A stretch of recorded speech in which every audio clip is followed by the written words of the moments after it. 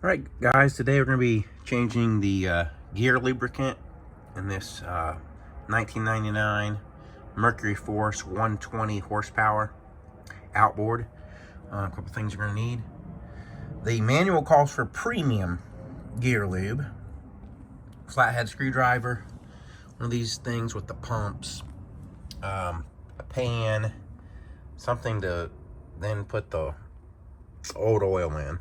The first thing you're going to do is you're going to take the bottom screw off first. Leave the top screws in. Now I've already taken this out, but the reason you take the bottom out first and leave the top two in is because there's a vacuum. So when you take that out, as long as you have those in at the top, the vacuum's going to keep it from just dumping all over you. Then set that aside. I got some baggies, but first you're going to set them aside on some just like a paper towel or something, because you want to clean them up. So take that one out first, put it down here on a paper towel. Take these out second, it'll start draining better. Let it drain a while. After that, we're going to put this together and pump it in there until it comes out this hole. And then after it comes out this hole, we're going to cap that, leave that in, and then pump it until it comes out this hole.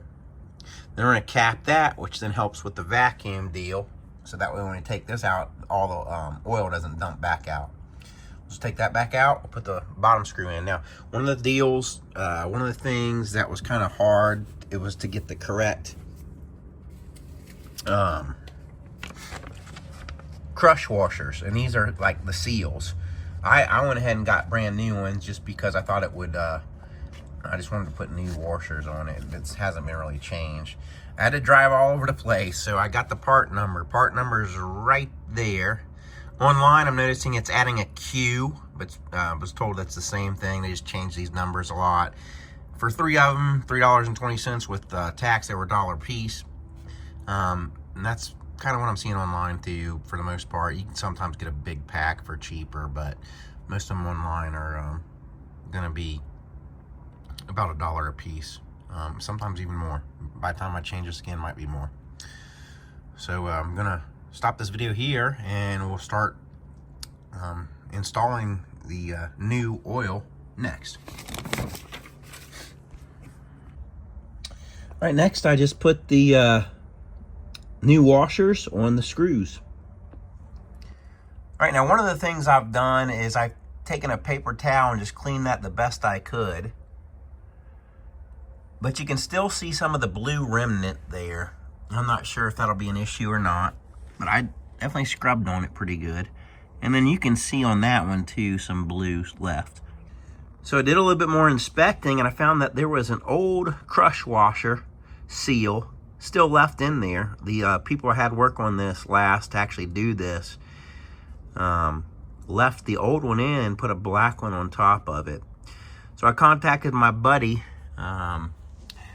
great boat guru, owns a business in Xenia. His name is Todd with M&P Marine. He's owner operator. He said sometimes take a small little flathead screwdriver and very carefully, if you see remnants of that gasket, you can scrape a little bit of that off. So I did that, and now we'll be on to the next step. But I gotta tell you, shout out Todd at M&P Marine in Xenia, Ohio. Guy knows exactly what he's talking about. You know, Todd, Luke, and Keith, I trust them with everything I've got.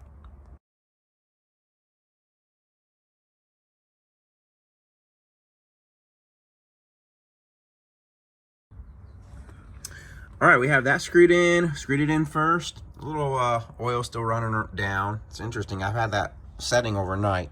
We screwed this part in second, and now we're gonna start pumping until the top starts giving a little bit of oil out. And then after that, we'll plug that hole, and then we'll keep pumping until some oil comes out that side. Then we'll plug that hole. And at that point, this should be able to come out, and with those two holes plugged, should create a vacuum. And then we'll be able to undo that without all the oil leaking back out.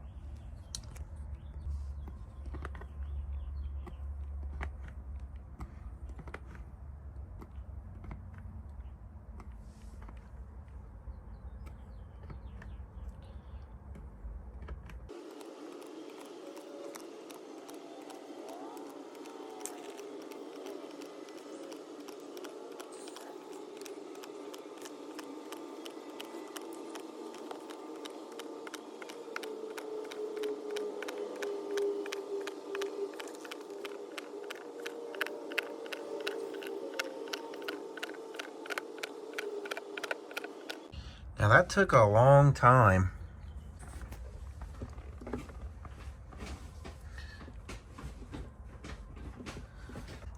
Now that took a lot longer than I anticipated it would take, getting all that pumped up there, especially for the first one to come out and the second one.